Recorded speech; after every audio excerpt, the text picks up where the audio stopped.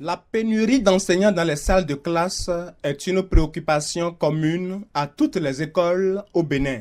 Mais dans la commune de Grand Popo, la situation est plus accentuée par le refus de certains enseignants d'exercer dans la localité à cause des difficultés d'accès aux écoles et des pénibles conditions de vie dans ces milieux.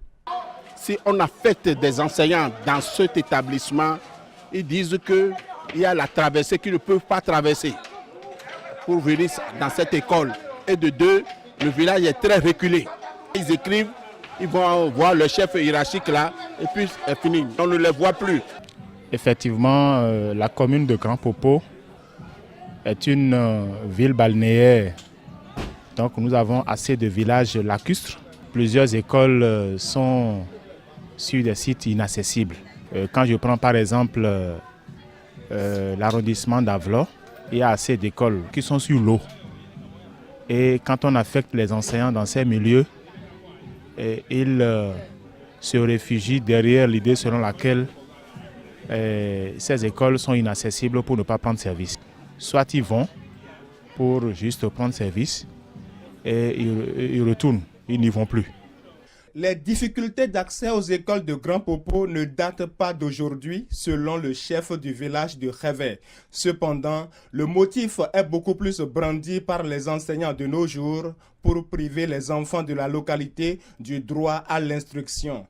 Et quand des enseignants originaires de Grand Popo évoquent cet argument, cela désole davantage le deuxième adjoint au maire de la commune. Vous êtes affecté quelque part. On se dit que ce quelque part là est déshérité, je ne peux pas rester là.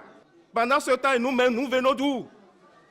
Je connais des enseignants qui viennent des zones très... on ne peut même pas en parler. Ils disent non. Et c'est nos propres frères. Il y a des enseignants qui ont pris par ici depuis 1958 jusqu'à ce jour. Maintenant, les enseignants d'aujourd'hui disent que nous sommes dans une situation difficile et qu'ils ne peuvent pas quand même rester avec nos élèves à l'école.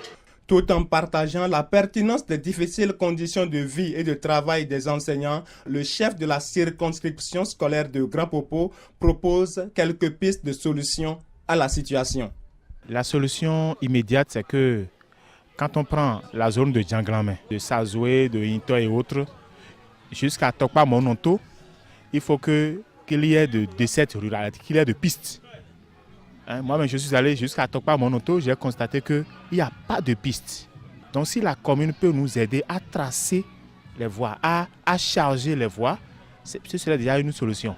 Maintenant, qu'on arrive à construire des logements pour les enseignants qui sont dans ces milieux. Donc on crée des conditions qui puissent permettre aux enseignants de travailler dans ces milieux-là.